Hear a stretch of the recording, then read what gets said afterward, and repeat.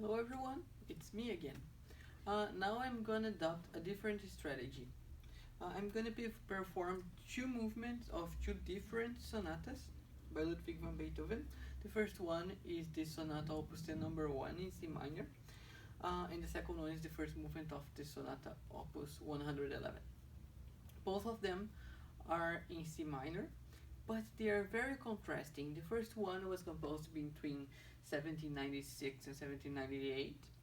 So Beethoven was a young composer trying to prove himself in Vienna, which was a center of the arts in the Europe. Also, the second example is completely different. It was composed between 1821 and 1822. So Beethoven was already towards the end of his life. He was completely deaf.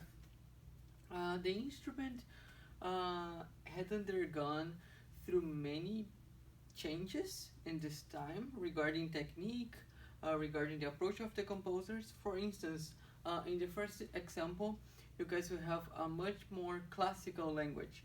What I mean by that is lighter sounds, much more consonants, much more sounds related to pleasure to the ears.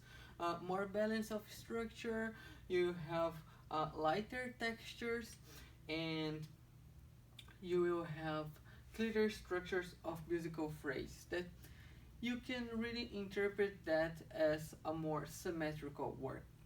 On the other hand, the second sonata, you have a denser texture. Beethoven is in a completely different time of his life. He was exploring elements of the Baroque period towards that time. So you have elements of fugue that he was trying to make an interpretation of that in his music. You have the use of the extreme registers of the piano rather than just staying in the middle range, and also you have the use of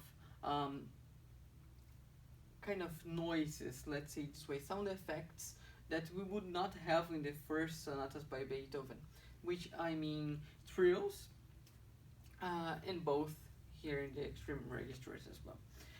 You will see that even with the same composer and the same key, you can have very contrasting works if the works are composed really farther apart.